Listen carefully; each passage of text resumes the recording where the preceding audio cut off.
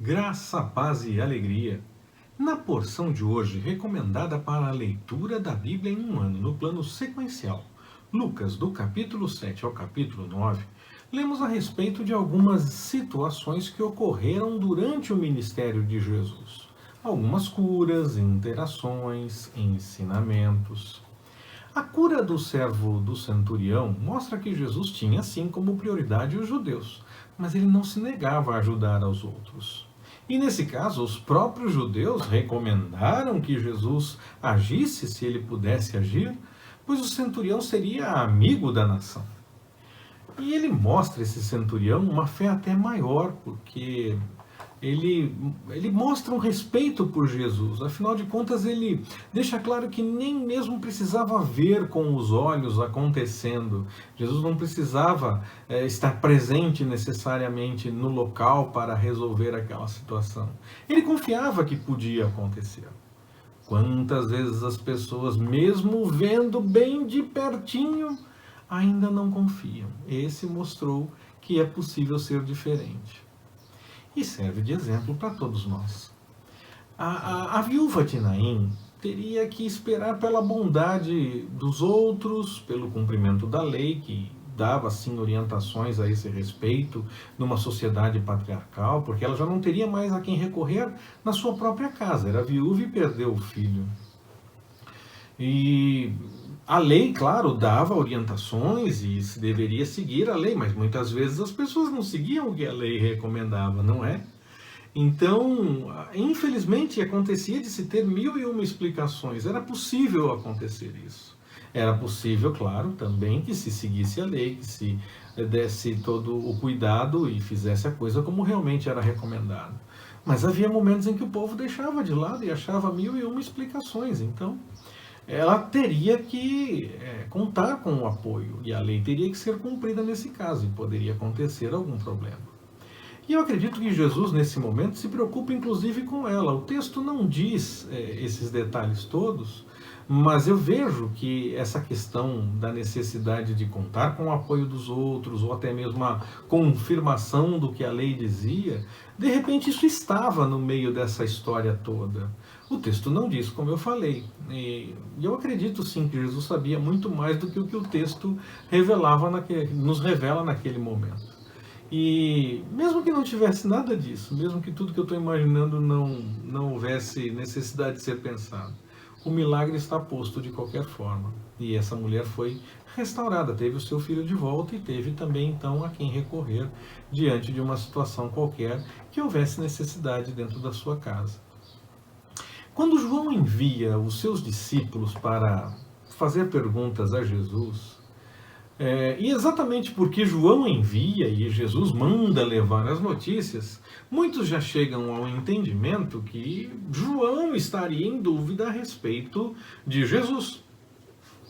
E essa é sim uma grande possibilidade, porque afinal de contas se pensava naquele momento muito mais no estabelecimento do reino, tomar o trono, expulsar o inimigo, do que essa questão espiritual. E Jesus não encaminhava logo essas coisas para tomar o trono. Mas há também uma outra possibilidade de interpretação. Os discípulos questionavam algo a respeito do que João tinha testificado no passado a respeito de Jesus. E João envia os discípulos com esse questionamento, que na verdade seria dos próprios discípulos. E aí, quando eles chegam para conversar com Jesus, era muito mais para que eles pudessem entender do que para que levassem as notícias em si. Muitas vezes nós já assumimos uma interpretação como definitiva, e ela pode parecer fazer bastante sentido, mas existem outras possibilidades interpretativas. De qualquer forma, não muda o envio dos discípulos e também a dúvida de alguém. Alguém estava em dúvida e queria saber o que estava acontecendo.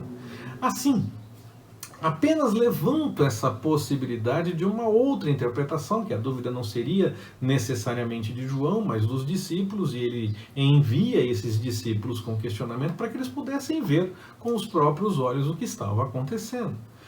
Mas é claro que esse não é o ponto principal aqui. O ponto principal é que as coisas estavam acontecendo sim, o reino estava sendo anunciado, havia sinais de que ele estava próximo.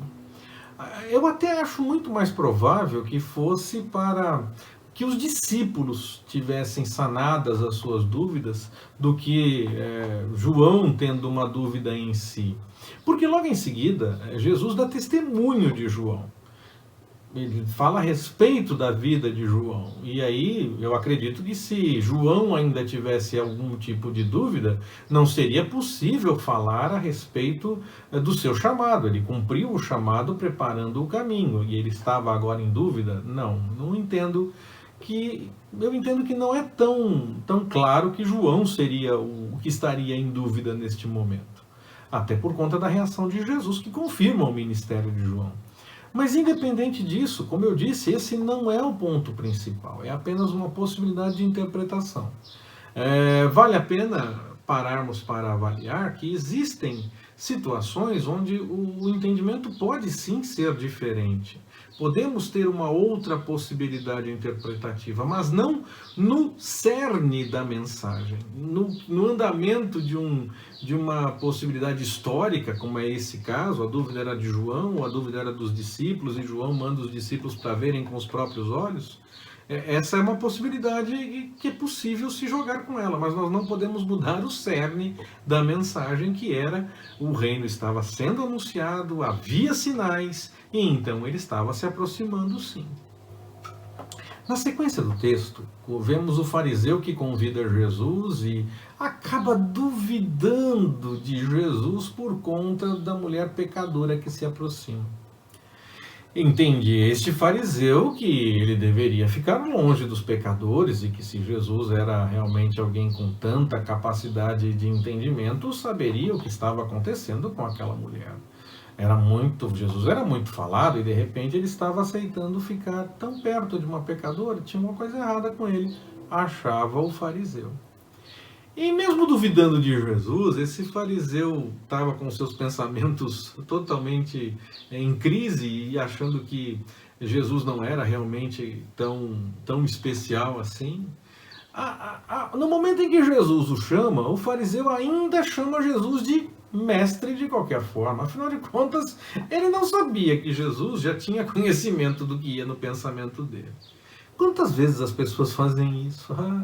Questionam em seu íntimo e, na verdade, acabam fingindo diante das pessoas, mostrando uma outra postura, apenas para seguir na conversa.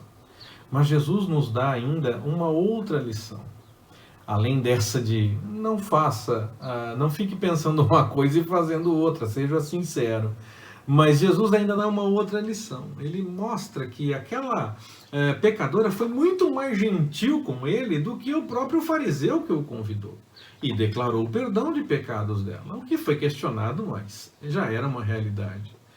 Nós não devemos fugir dos pecadores que ainda não aceitaram a mensagem de salvação, porque, na verdade, pecadores somos todos nós, mesmo nós que já aceitamos a essa tão grande salvação que temos no Senhor.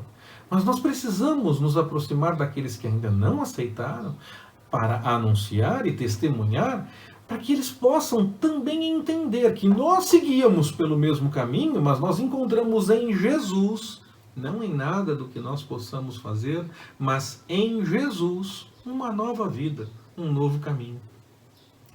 Jesus fala muito por parábolas e era para tentar tornar o entendimento mais simples, com uma comparação para que as pessoas pudessem entender mais facilmente, mas no fim acabava impedindo o povo de entender realmente o que ele queria dizer. Dessa forma, os judeus não receberiam a mensagem e ela seria ampliada a todos os povos, como nós temos hoje em dia. Era testemunho para todas as nações. E os próprios discípulos de Jesus, que viram tantas coisas, eles ainda não entendiam nem mesmo as parábolas, nem quem era realmente Jesus naquele momento. Eles até falavam a respeito e faziam coisas em nome de Jesus e viam as coisas acontecendo, mas talvez aquela ideia, possivelmente essa ideia de que o trono de Davi deveria ser ocupado, isso ainda povoava o pensamento até mesmo dos discípulos, e eles não ficavam tanto com a ideia de um Messias espiritual com consequências para o mundo todo. Acredita-se que até mesmo a família de Jesus tinha essa crise com relação a Jesus. Eles esperavam que ele tomasse logo o trono, expulsasse o inimigo que era Roma naquele momento, mas na verdade a sua missão era outra. Seus discípulos, eles mostram que realmente pensam um pouco a respeito disso ainda, mesmo tendo visto tantas coisas, e mesmo fazendo até já algumas coisas em nome de Jesus.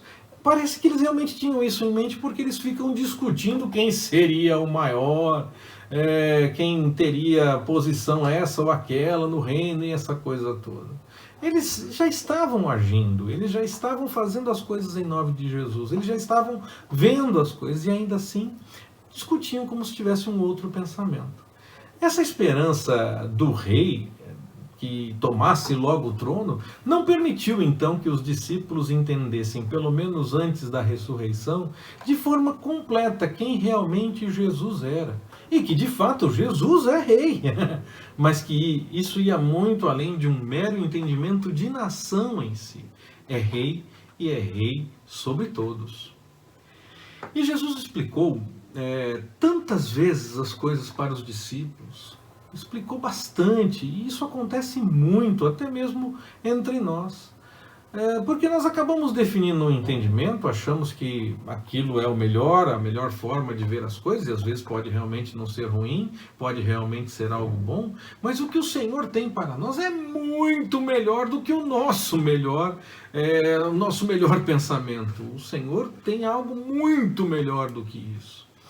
E ainda, por conta de uma definição que nós já temos achando que entendemos, nós acabamos demorando a entender o que realmente poderíamos entender da parte do Senhor. Então que nós possamos entender o quanto antes, para que possamos viver e experimentar de fato, além de poder anunciar aos outros o que temos ouvido e vivido e visto, como fazem os próprios discípulos depois que entenderam de forma completa quem realmente era Jesus após a ressurreição, e principalmente como veremos quando fizermos a leitura em Atos dos Apóstolos, permitindo o Senhor, que vamos ver como realmente eles agiram nessa direção, mostrando que tinham finalmente entendido de forma mais abrangente quem realmente era Jesus. Assim, se nós conseguirmos entender o quanto antes isso, deixando de lado o nosso próprio entendimento, a própria vontade que nós temos como melhor e aceitando o melhor que vem da parte do Senhor, assim nós poderemos ver os milagres, poderemos ficar admirados diante das coisas que o Senhor realiza, mas poderemos entender logo as coisas para além de meros atos que nós possamos ver e vivenciar de fato a mensagem do Evangelho. Que o Senhor nos abençoe. Forte abraço, até mais, permitindo o Senhor.